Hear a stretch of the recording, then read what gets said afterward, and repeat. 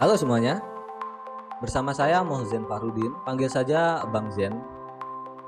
Di materi kali ini kita akan membedah jurnal saham, bagaimana cara menyusun jurnal saham yang sistematis dan formula apa saja yang saya gunakan dalam membuat jurnal ini supaya dia berjalan secara otomatis, sehingga kita tidak perlu melakukan effort yang berlebihan.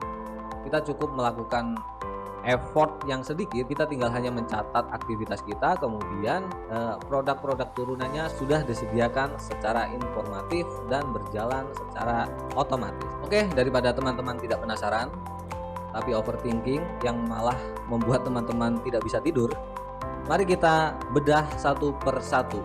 Mari kita tengok spreadsheet jurnal saham kita. Baiklah teman-teman, di depan saya sudah ada jurnal saham dalam bentuk Google Sheet atau spreadsheet, di mana di dalam Google Sheet ini ada jurnal saham ini konsepnya sama seperti konsep dasar dalam kehidupan. Ngomongin kehidupan coy, yaitu terdiri dari input, proses, kemudian output. Output dari jurnal saham ini yaitu untuk membantu kita menjadi mudah dalam melakukan evaluasi terhadap transaksi yang sudah kita lakukan. Sedangkan tujuan dari evaluasi sendiri adalah untuk melihat masa lalu, mempelajarinya, kemudian memperbaikinya. Sehingga metode atau strategi yang kita gunakan bisa menjadi lebih bagus lagi di waktu yang akan datang. Selain itu, dengan jurnal saham ini, kinerja kita akan menjadi terukur dan termonitor dengan baik. Di depan saya ini sudah ada tabel cash flow. Saya akan menyebutnya tabel saja ya. Di sini ada beberapa sheet ya, cash flow, recap, trade, bea matre, RDN, recap dan sebagainya. Tapi untuk lebih mudahnya saya akan menyebutnya sebagai tabel. Untuk teman-teman yang tahu Microsoft Excel, kurang lebih Google Sheet ini sama dengan Microsoft Excel ya. Ada kolom, kemudian ada baris dan ada sel. Tengah-tengah ini namanya sel ya. Serta fitur-fitur yang bisa kita manfaatkan yang kurang lebih sama dengan Microsoft Excel, hanya bahasanya saja yang mungkin berbeda. Pada tabel cash flow ini adalah tabel untuk mencatat keluar masuknya dana kita, seperti deposit, dividen, dan withdraw. Tujuannya adalah untuk memantau perkembangan dana yang kita miliki di dalam RDN, serta untuk mengukur kinerja kita pastinya. Di sini terdapat kolom aktivitas, kemudian transfer amount, tanggal, tahun bulan, dan keterangan. Pada materi kali ini saya akan memaparkan bagaimana caranya membuat jurnal saham yang tersusun secara sistematis dan formula apa saja yang saya gunakan agar jurnal saham ini berjalan secara otomatis. Jadi pada tabel cash flow ini terdapat formula di kolom tahun bulan.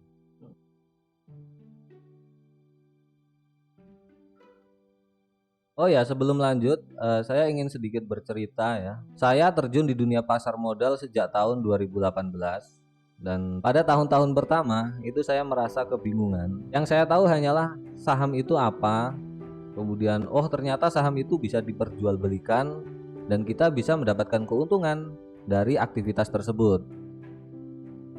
Hanya itu. Hanya itu yang saya tahu. Untuk strategi untuk strategi bisa dibilang 0 ya. 0%. Untuk strategi dan pengetahuan lainnya itu sambil berjalan lah ya. Namun di dalam perjalanannya saya sering ikut rekomendasi sana sini tanpa tahu strateginya. Orang A bilang beli saham ini, beli aja, ikut beli. Nggak tahu bagaimana sih kondisinya dari saham tersebut. Nggak tahu juga berapa porsinya yang kita beli, dan nggak tahu juga kapan sih kita harus menahan ini, seberapa lama, dan kapan kita harus melepasnya. Itu nggak tahu ya. Kemudian seiring waktu berjalan saya mulai ikut kelas, kemudian ikut seminar-seminar yang diadakan dari pihak sekuritas maupun dari pihak-pihak lain ya, yang berkecimpung di dunia pasar modal. Suatu ketika saya ikut seminar yang membahas tentang cut loss. Salah satu peserta ada yang bertanya kepada mentornya. Dia bertanya seperti ini, gimana sih caranya kita merasa rela ketika melakukan cut loss? Itu adalah masalah umum ya bagi teman-teman, bagi saya dan bagi semuanya. Kalau untung kita siap, tapi kalau rugi kita nggak siap ya. Kita nggak siap untuk melepas saham kita pada posisi yang rugi. Kemudian sang mentor memberi perumpamaan bahwa cut loss itu ibarat rem pada sebuah mobil, supaya kita terhindar dari resiko tabrakan. Cut loss yang dimaksud bukan sembarang cut loss ya. Cut loss juga memiliki strateginya sendiri. Setelah sang mentor memberikan penjelasan panjang lebar, namun banyak dari peserta tersebut masih belum puas ya, masih merasa belum puas, masih belum bisa merasa rela ketika melakukan cut loss. Kemudian sang mentor memberikan saran untuk membuat jurnal saham. Dengan membuat jurnal saham, proses belajar teman-teman akan jauh lebih cepat. Seperti itulah kata sang mentor. Setelah itu saya mulai membuat jurnal, dan benar adanya, memang benar proses belajar kita akan jauh lebih cepat ya, atau lengkap lebih tepatnya. Saya mempelajari histori transaksi saya yang sudah lalu. Kenapa saya cut loss? Apakah analisa saya yang kurang, atau saya membeli saham tersebut karena ikut-ikutan orang lain, atau saya terbawa emosi membeli saham itu karena membaca berita, dan banyak lagi. Mungkin bagi yang pertama kali melakukan cut loss itu akan susah ya untuk merasa rela gitu ya, merasa ikhlas. Tapi dengan adanya jurnal saham ini, ternyata saya banyak kok melakukan cut loss di masa lalu gitu. Hingga akhirnya semakin kesini itu saya semakin jarang untuk melakukan cut loss karena sudah memperbaiki kesalahan-kesalahan tersebut. Oke, kita lanjutkan. Pada tabel cash flow ini yang terdapat formula hanya berada di kolom D ini ya teman-teman, kolom tahun bulan. Mungkin saya akan membesarkannya lagi ya layarnya supaya teman-teman lebih enak untuk melihatnya ya. Jadi formulanya ini ya teman-teman, if is blank kemudian text. Sebenarnya formula utama dari kolom D ini, kolom tahun bulan ini adalah ini, text kemudian YYY dan MM. Jika kita hapus yang ini ya, oke, kemudian sama dengannya ini juga sama dengan tutup kurungnya ya, kelebihan satu ya, kita hapus, lalu kita enter, maka output yang dihasilkan pun sama seperti rumus yang ada di atasnya ya, seperti ini nih, yang baris ke-11 dengan baris yang ke-12 outputnya sama kan. Teman-teman juga bisa menggantinya di sini. Rumus teks ini adalah rumus untuk mengambil sebagian data dari sel di sebelahnya, sel yang C12 itu. Nah teman-teman ini bisa menggantinya. Formatnya terserah teman-teman, misalkan stripnya Anda ganti dengan spasi, maka outputnya akan menjadi seperti ini, tahun spasi bulan.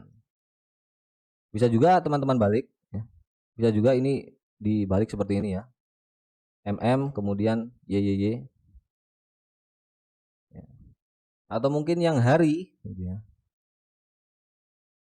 yang harinya DD kemudian MM. D itu day ya, dengan M itu bulan, Y adalah tahun, year ya, maka bulan 11 tanggal 11 ya, angka cantik ya, Harbolnas bukan ya. Formatnya terserah teman-teman ya. Untuk formatnya saya sarankan menggunakan format yang seperti ini saja ya. Tahun lengkap kemudian strip bulan, Y strip MM. Jadi seperti ini, outputnya sama. Rumus utamanya sebenarnya seperti ini. Kenapa saya menggunakan rumus if dan rumus is blank? Itu adalah kebiasaan saya supaya data-data yang ditampilkan pada tabel itu menjadi lebih rapi lagi. Kalau saya tidak menggunakan if dan is blank, maka dia akan menjadi seperti ini. Misalkan ini ya, sel D12 ini saya copy ke bawah seperti ini. Oke. Maka dia akan muncul seperti ini. Padahal di sel yang sebelah kirinya tidak terdapat apapun, tapi bisa muncul seperti ini. Jadi solusinya kita harus menggunakan rumus if dan is blank. Ya kalau ini teman-teman tarik ke sini ya maka dia akan berubah juga seperti ini. Ini kita hapus ya. Yang rumus teks ini teman-teman sudah paham lah ya. Kemudian yang rumus if. Rumus if ini digunakan untuk membuat logika. Jika dia benar, outputnya akan seperti apa, dan jika dia salah, outputnya juga akan seperti apa. Saya contohkan seperti ini misalkan. Misalkan di sini ya, di sel ini ya, sama dengan if yang ini ya. Kemudian kita pilih sel yang ini ya, lebih besar daripada 0.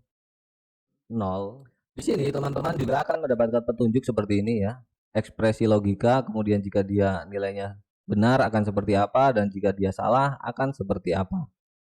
Misalkan seperti ini, saya kasih kalau dia benar, karena ini teks kita menggunakan tanda petik ya teman-teman. Bagus. Oke, kemudian jika dia salah, ya, maka dia akan bernilai jelek. Kemudian tutup kurung, lalu enter. Oh, ini saya salah menulis ya, bagus ya. Ya, bagus seperti ini. Itu adalah rumus dari if ya. Itu adalah contoh dari rumus if ya. Teman-teman juga bisa merubahnya, logikanya seperti apa, kemudian outputnya juga akan seperti apa. Ini teman-teman bebas, ini hanya contoh saja. Misalkan di sini ya, ini kan benar ya, nilai ini benar ya, di atas dia lebih besar daripada 0. Makanya output yang keluar di sel ini, dia bernilai bagus. Ya. Kalau Anda memasukkan angka minus 100, 1000, maka dia akan bernilai jelek. Seperti itu ya. Atau jika teman-teman ingin membuat logikanya menjadi 3, misalkan seperti ini ya. Kita rubah ya kan. Dari sini, oke. Dari nilai jika false ini kita tambahkan if lagi. Jadi if-nya double. If ini ya, B12 lebih besar dari 100. Kemudian jika dia benar, maka dia akan bernilai sangat bagus. Dan jika dia salah, maka dia bernilai jelek. Ya. If ini bisa Anda terus sampai sana gitu ya. Sampai berapa logika gitu ya. Jadi antara 0 dan 100 dia akan bernilai bagus, kemudian dia di atas 100 dia akan bernilai sangat bagus. Lalu jika logikanya minus dari 0, dia akan bernilai jelek. Kurang lebih seperti itu ya. Itu adalah contoh dari rumus if. Oke, kita kembalikan seperti semula. Kemudian formula yang selanjutnya saya menggunakan isBlank. IsBlank ini digunakan untuk memeriksa suatu sel apakah dia kosong atau ada isinya. Seperti itu. Misalkan di sini. Misalkan di sini ya, saya akan buat formula isBlank sama dengan isBlank ya. Oke, di sini sudah ada keterangannya.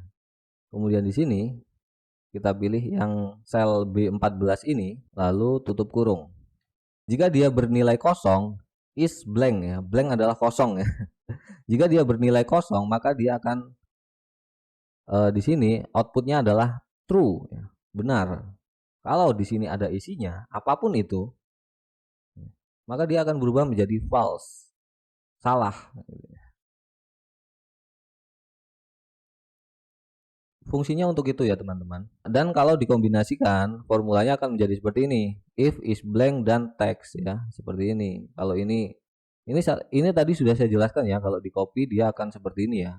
Tapi kalau kita menggunakan yang rumus yang ini, jika kita copy ke bawah, ya, dia akan rapi seperti ini.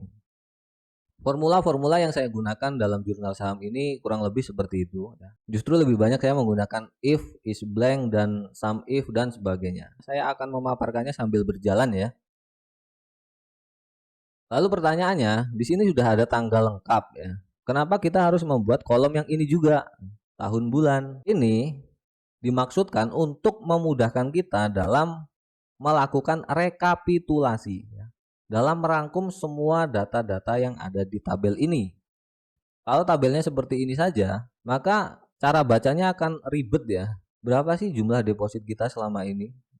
Berapa sih jumlah dividen ataupun withdraw kita dari awal hingga detik ini? Maka dari itu saya menggunakan kolom D sebagai bantuan untuk melakukan rekapitulasi, untuk melakukan rangkuman. Dan hasil dari rangkuman tersebut bisa teman-teman lihat pada tabel rekap CF, ya, rekap cash flow. Iya, seperti ini. Ini tabel yang sudah otomatis berjalan, dia akan merangkum dari tabel cash flow, tabel yang cash flow yang ada di sini secara otomatis. Karena ini menggunakan fitur tabel pivot. Kalau tabelnya seperti ini lebih jelas ya dibacanya ya. Jadi bulan 7 kita hanya melakukan deposit sekian dan total deposit kita selama ini sekian. Dividen sekian, withdraw sekian. Seperti itu ya. Saya akan tunjukkan caranya bagaimana membuat tabel pivot. Kita masuk ke tabel cash flow, kita blok dari kolom A hingga kolom E. Lalu pilih sisipkan, kemudian pilih tabel pivot. Buat tabel pivot dan sisipkan di sheet baru ya. Kemudian klik buat. Oke. Tabel mentahannya seperti ini, masih kosong. Mungkin saya akan mengecilkan layarnya seperti ini ya. Nah, supaya ini ada isinya, kita bisa melakukan editing pada bagian di sebelah kanan ini, editor tabel pivot. Kita masukkan baris itu yang ada di sini, baris apa yang ingin kita masukkan di sini ya. Bisa kita tambahkan dengan cara klik tambah, lalu kita pilih yang tahun bulan. Oke, maka tahun bulan dia akan berada di sini. Kemudian kolomnya, kolom yang dimaksud adalah kolom yang ke sini ya.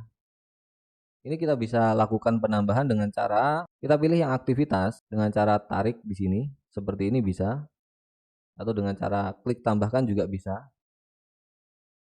Lalu nilainya tentu saja nilainya tentu saja ya transfer amount ya, jumlah yang transfer amount ini kita tarik saja ke bagian nilai.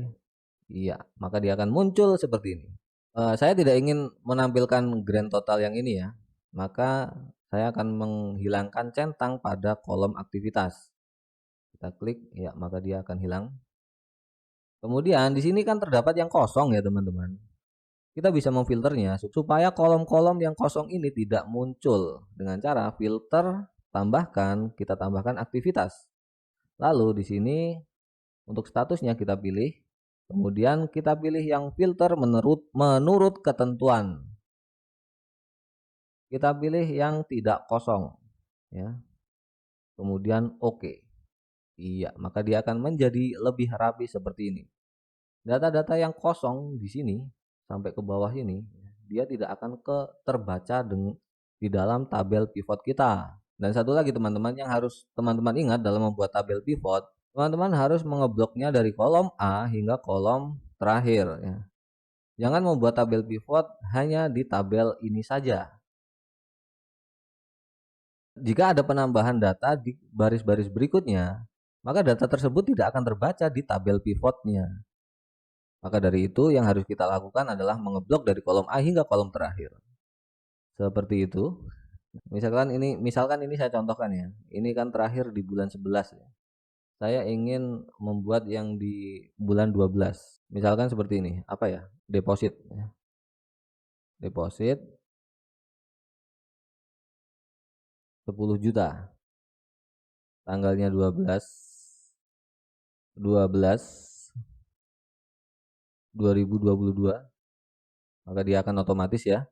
Lalu kita keterangannya mau diisi boleh, mau tidak diisi juga boleh.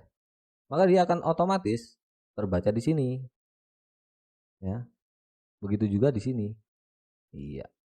Ini yang baru saja kita buat ini. Tabel yang baru saja kita buat ini kita hapus saja ya. Sebagai contoh kok. Biar tidak double. Oke, kita kembali ke tabel rekap. Dengan tabel ini teman-teman bisa tahu berapa sih deposit kita selama ini ya. Total deposit kita. Berapa sih total withdraw kita selama ini? Lalu berapa modal yang sebenarnya ada di dalam RDN kita? Ya caranya ya gampang, tinggal sama dengan deposit dikurangi dengan withdraw, lalu enter.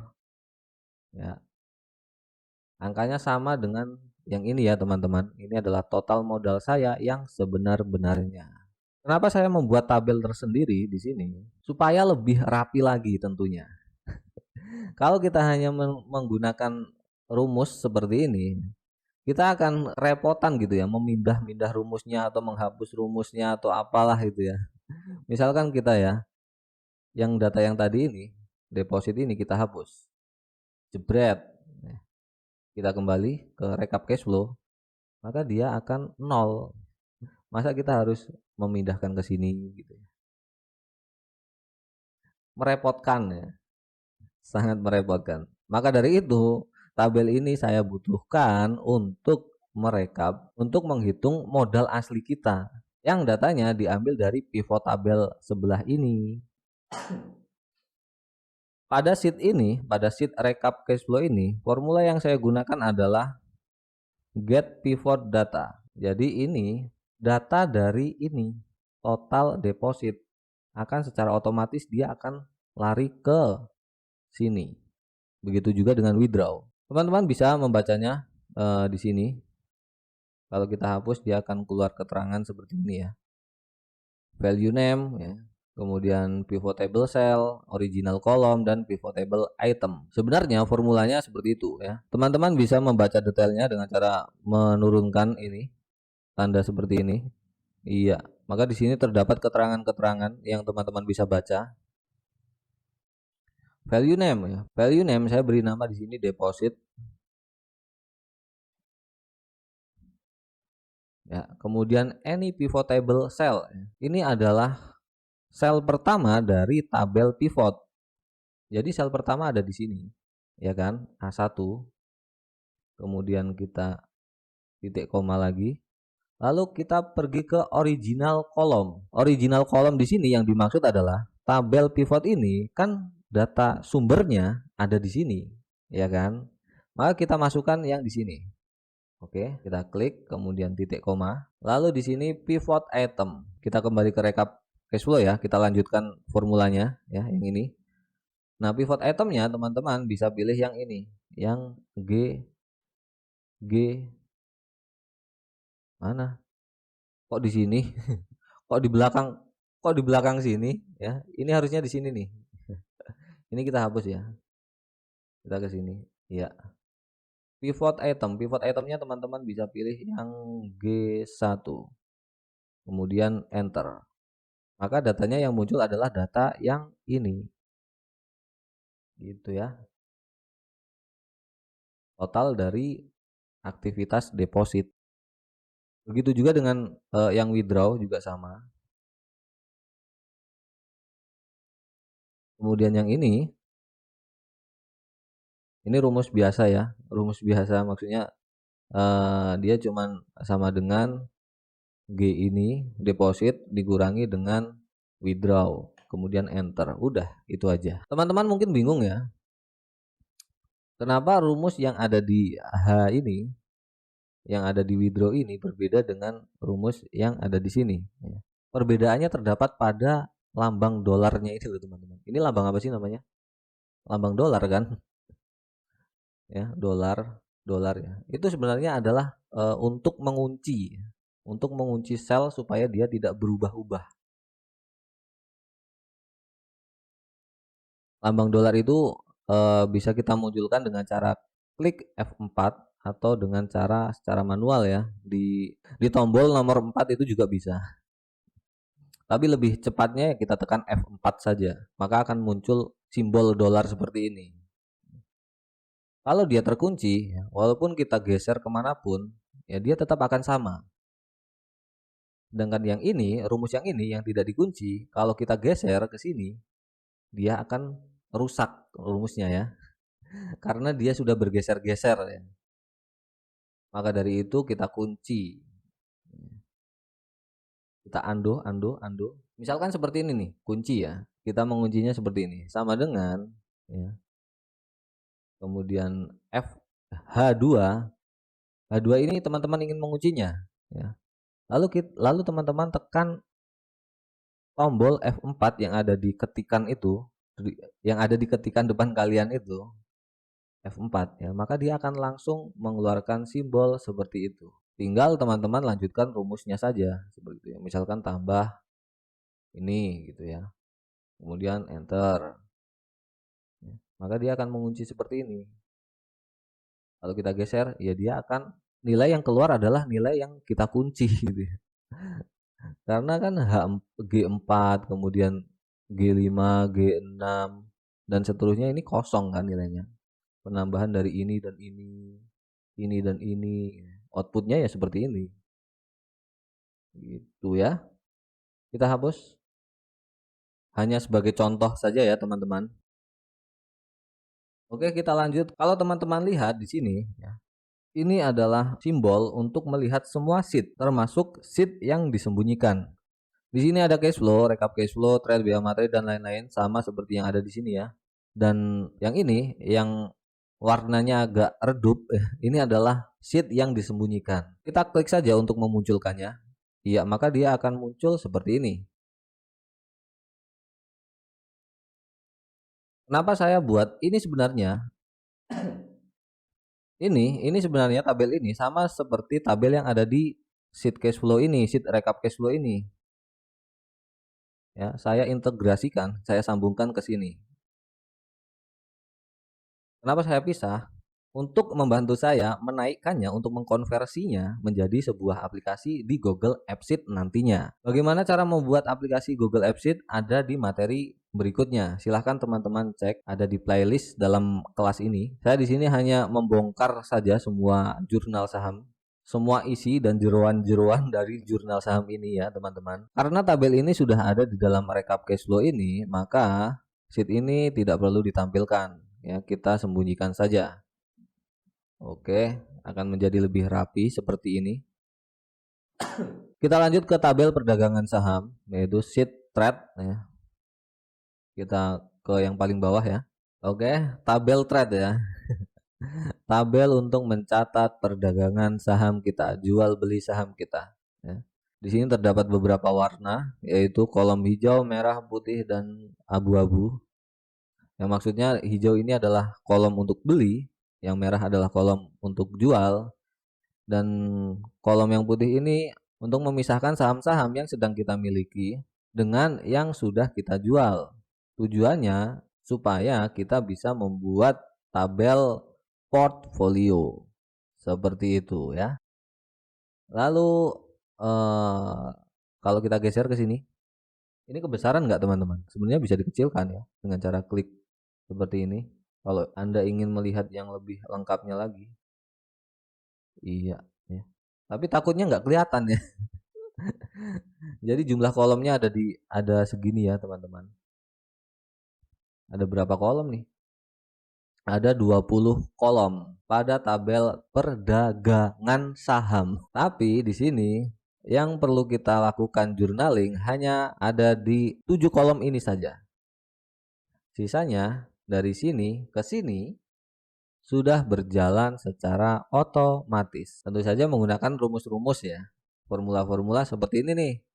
If is blank gitu ya. Dan sebagainya. Saya akan mencoba menjelaskannya satu persatu. Kita besarkan mungkin ya. Dari sini. Oke. Ini sudah saya jelaskan tadi. Jadi rumus utamanya adalah yang ini.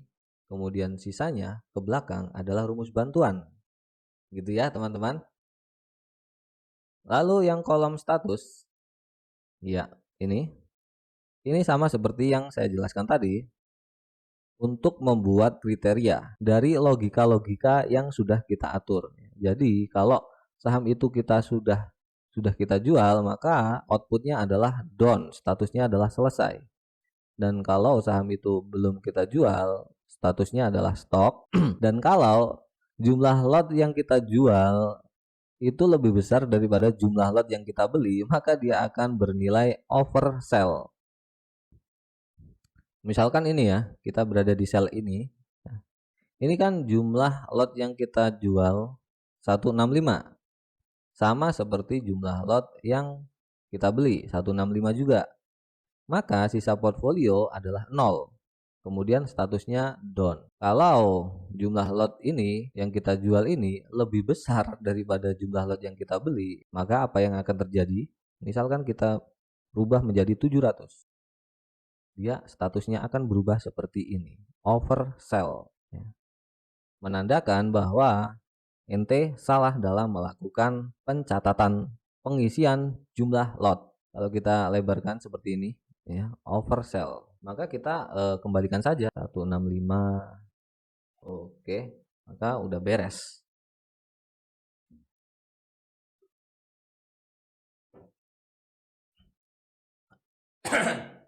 Ah,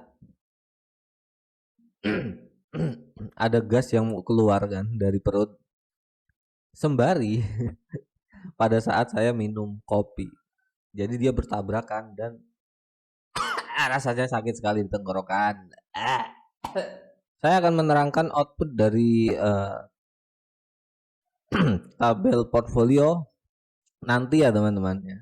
Saya akan lanjutkan pembahasan pada tabel trade ini di kolom-kolom berikutnya. Untuk kolom biaya buy ini sudah jelas lah ya. Adalah harga buy, harga beli dikali jumlah lot dikali 100 lembar. Yang ini juga fee belinya adalah fee yang kita bayarkan. Maaf ya teman-teman. Kemudian kolom fee ini adalah fee beli, jumlah yang kita bayarkan untuk membayar. Fee ini tergantung dari sekuritas masing-masing ya, teman-teman bisa mengaturnya. Silakan teman-teman bisa fokus ke arah sini ya, ke arah sini. Saya sambil menggesernya ke kanan ya supaya lebih enak. Ini sudah keseluruhan ya. Jadi setiap kali kita melakukan pembelian, kita akan dikenakan biaya fee beli sebanyak 0,15%. Sehingga total biaya yang kita bayarkan adalah jumlah biaya beli ditambah dengan fee-nya gitu. Dan fee beli ini udah mencangkup semuanya ya teman-teman. Udah termasuk live fee, apa sih bacanya? Levi. Levi Attack on Titan.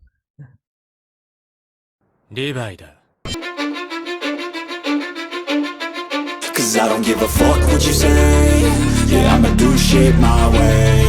So you can go kick rocks, I'ma stack bricks up, build what I want to make. Yo, I got a lot of shit to say, so I'ma do this every day. I'll be writing things until I'm fucking Levi, terus PPN, terus biaya apa untuk penyelenggara ya kan. Penyelenggaranya kan Bursa Efek Indonesia dan biaya broker dan lain-lain ya. Teman-teman silahkan lihat TC yang dikirimkan melalui email. Di situ sudah terdapat keterangan jumlah fee yang harus dibayarkan seperti apa. Contohnya seperti ini.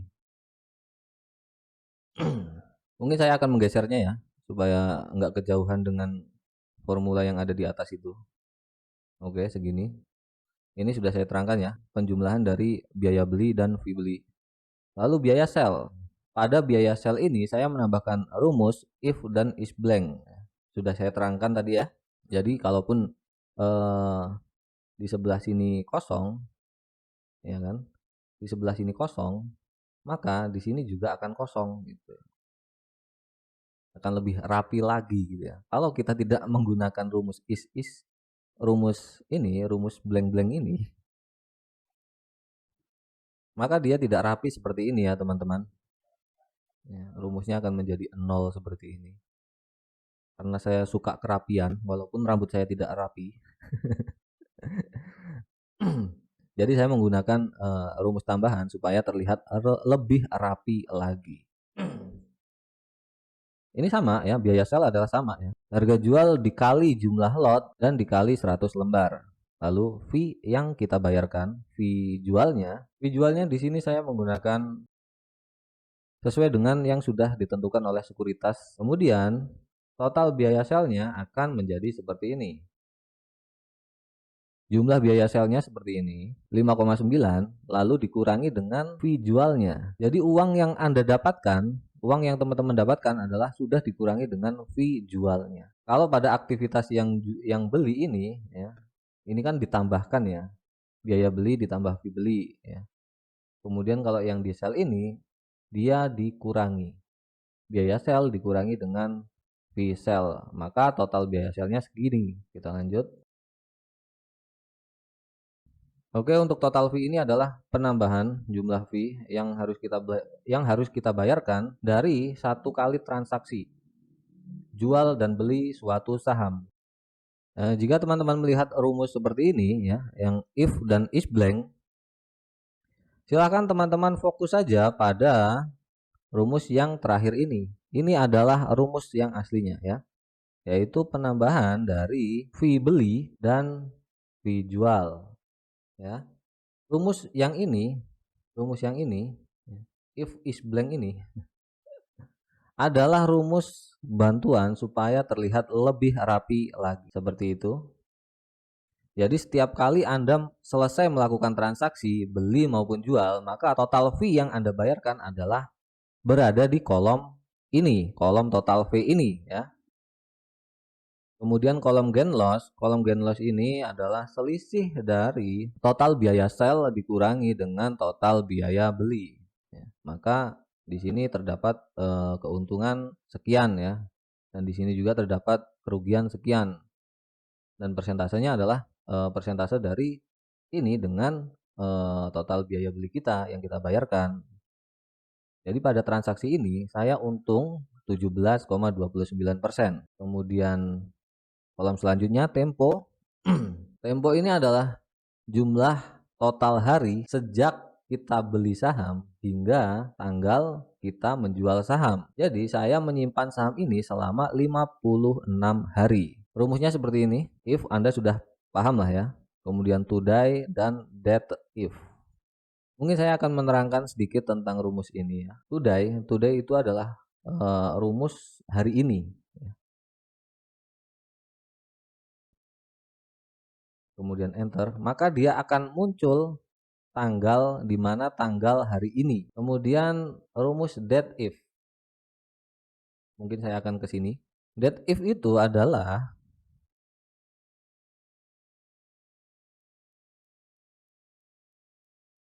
untuk menghitung perbedaan tanggal ya, jumlah hari, bulan maupun tahun. Jadi kita tidak perlu repot-repot melihat kalender dari tanggal sekian ke tanggal sekian itu berapa hari sih gitu ya. Kita bisa menghitungnya secara otomatis dengan rumus that if ini. Misalkan di sini ya, Ini saya geser saja ke sini ya. Kemudian di sini saya akan beri tanggal berapa ya? 2012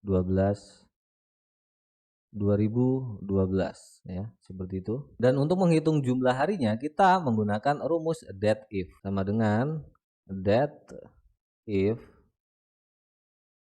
lalu tanggal dimulainya, kemudian tanggal terakhir, kemudian di sini satuannya kita mau apa? Misalkan harinya. Jika harinya yang ingin Anda hitung, teman-teman tinggal menambahkan huruf D seperti ini, tanda petik D, tanda petik. Kemudian enter. Maka dia akan menghitung secara otomatis selisih dari jumlah hari dari tanggal sekian ke tanggal sekian ya. Teman-teman bisa mengganti satuannya dengan cara ini. Misalkan yang ingin Anda hitung adalah bulan ya. Bulan itu month ya, M. Maka bulannya sekian, 118 hari, dan tahun. Ya, dia 9 tahun. Seperti itu ya. Oke. Ini kita hapus. Saya harap teman-teman bisa paham ya. Untuk if ini teman-teman ini sudah saya jelaskan, kemudian today dan that if. Lalu bulan realized sama seperti tabel cash flow sebelumnya. Di sini dimaksudkan untuk memudahkan kita dalam merangkum data-data yang ada di tabel trade ini. Saya akan kembalikan ke ukuran normal dengan cara ketik kontrol kemudian 0 ya, maka dia akan 100%. Ini adalah ukuran normal. Kita kembali ke sini. Saya akan menjelaskan bagaimana kolom-kolom ini, sisa portfolio dan status ini digunakan untuk membuat tabel portfolio. Karena untuk membaca seluruh data yang ada di sini kan ribet ya, jadi kita menggunakan tabel portfolio. Pada di sini, teman-teman bisa lihat di sini ada portfolio yang disembunyikan. Kita klik untuk memunculkannya, maka dia akan berada di sini. Kita geser ke sebelahnya trade. Oke. Nah di sini inilah fungsi dari kolom tadi, kolom status ya, untuk memisahkan saham-saham yang masih kita miliki dan saham-saham yang sudah kita jual. Maka terciptalah tabel portfolio seperti ini. Mungkin saya akan besarkan ya. Lagi, oke, sekian cukup ya. Kok sekian sih? Segini cukup ya. Sekian dan terima kasih. Oke, di sini yang kita masukkan di dalam tabel pivot adalah kolom-kolom ini nih. Kolom status, kode, biaya buy, dan quantity buy-nya, jumlah lot-nya. Cara membuat tabel pivot ini sama seperti yang saya jelaskan sebelumnya, yaitu blok dari kolom A hingga kolom terakhir, kemudian sisipkan lalu kita pilih tabel pivot. Nah, di sini editornya yang saya masukkan ke dalam baris adalah status, kemudian kode. Kemudian yang untuk kolom, saya memasukkan biaya beli dan kuantiti belinya. Ya, maka terciptalah tabel seperti ini. Untuk filternya ya tentu saja yang status ya. Kita pilih yang status dan kita pilih yang stok, kemudian oke. Maka terciptalah tabel pivot seperti ini. Dan untuk kolom-kolom selanjutnya ini dibuat secara manual. Maksudnya manual itu dibuat diketik ya, bukan menggunakan fitur tabel pivot. Namun tetap menggunakan rumus-rumus supaya dia berjalan secara otomatis. Dan rumus-rumus ini sudah tercopy, sudah ada sampai kolom terakhir di sini. Kalau kita tekan kontrol kemudian tanda panah, down gitu ya, maka dia akan menuju ke kolom terakhir. Dan teman-teman bisa menambahkan jumlah barisnya dengan cara tambahkan di sini berapapun itu, kemudian klik tambahkan. Maka dia akan bertambah ya menjadi 2000 baris. Seperti itu. Kita tekan kontrol, kemudian tekan arah bawah, down, ya, maka dia sel yang aktif akan berada di kolom terakhir. Dan sebaliknya, kontrol, kemudian klik up, ya, maka dia akan berada di yang atas. Ini sudah tercopy sampai bawah, jadi dan sudah menggunakan yang rumus if is blank seperti itulah ya.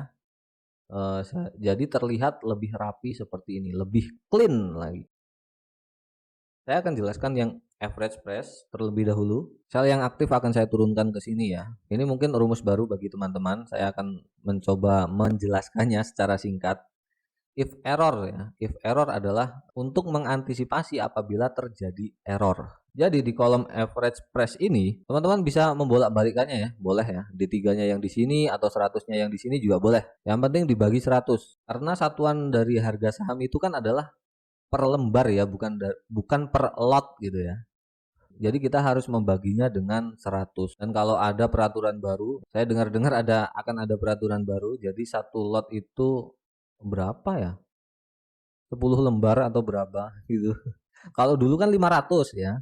Kalau dulu kan satu lot itu 500 lembar. Kemudian pada tahun berapa itu satuan lotnya berubah menjadi 100 lembar. Kalau nanti ada peraturan baru, satu lot itu 10 lembar ya teman-teman silahkan ganti rumusnya. Nah, jadi average price ini adalah pembagian dari biaya beli dibagi dengan jumlah lembar yang kita miliki.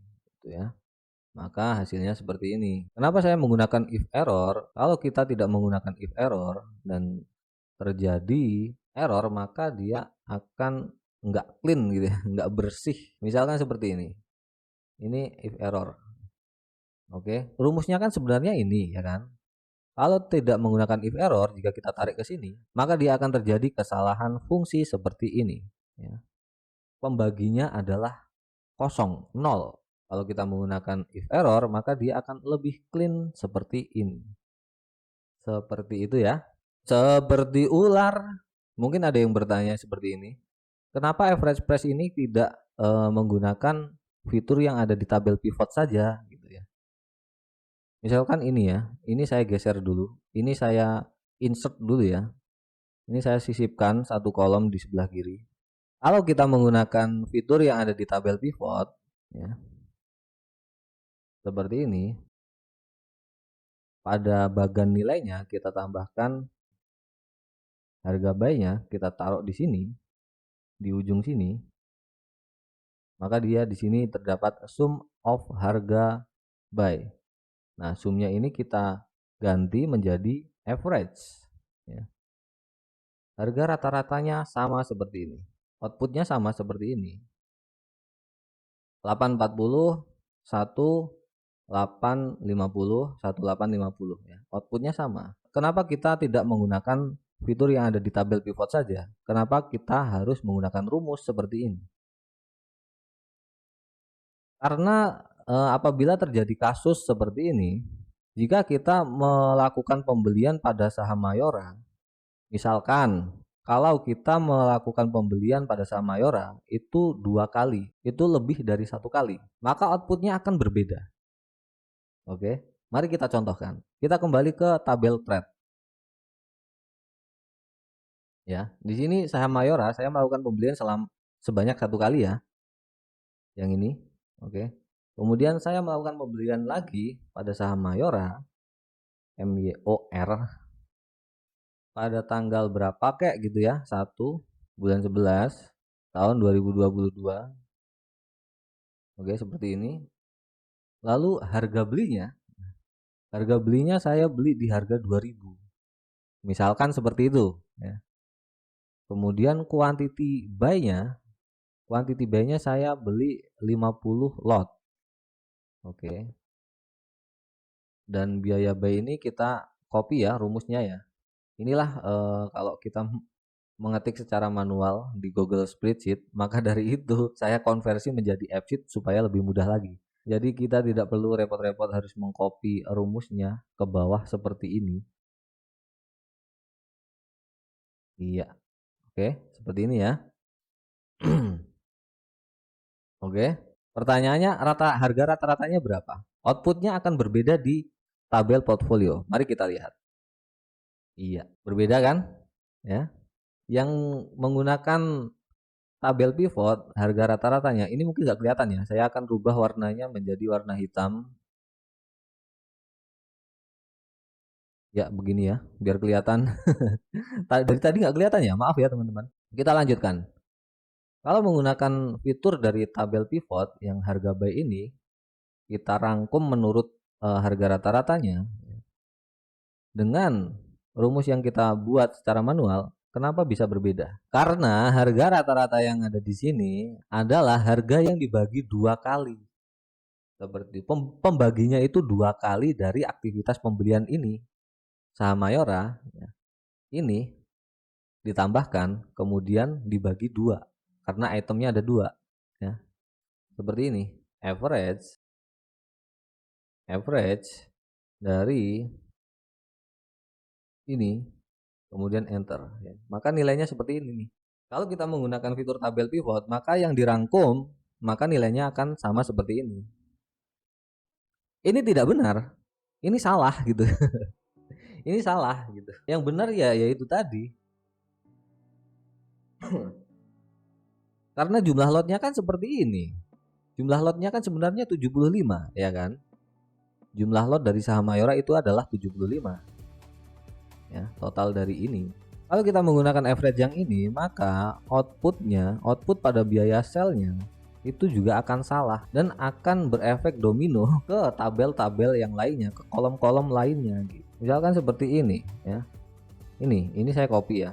Ini saya copy, salin, kemudian saya pastekan di sini. Ya. Maka biaya yang kita keluarkan adalah sekian. Bukan sekian. Seharusnya kan biayanya berbeda ya dengan yang ini ya kan? Sangat berbeda. Ini aja selisihnya sudah 200 ribuan nih. Paham ya maksud saya ya teman-teman? Pembaginya itu bukan berapa kali kita membeli saham tersebut ya, tapi pembaginya adalah jumlah lot yang kita miliki. Seperti itu. Maka rumus yang benar adalah jumlah biaya buy dibagi dengan jumlah lotnya, jumlah lembar saham yang kita miliki. Itu ya. Jadi ini salah ya. Kalau kita memasukkan harga buy menggunakan fitur tabel pivot, ini salah besar. Kita harus membuangnya seperti ini. Kemudian kita tutup ya. Kita hapus ya kolom yang kita tambahkan tadi. Hapus kolom, oke. Kemudian kita tutup. Average price ya sudah cukup. Kita lanjut ke update price. Update price ini menggunakan rumus online yang secara otomatis akan menampilkan harga saham tersebut pada detik ini, pada saat ini. Inilah keunggulan dari menggunakan Google Sheet ya. Kita bisa menggunakan rumus dari Google Finance ya, Google Finance untuk mengetahui harga saham terupdate. Ya. Jadi seperti itu. Kita cukupkan di sini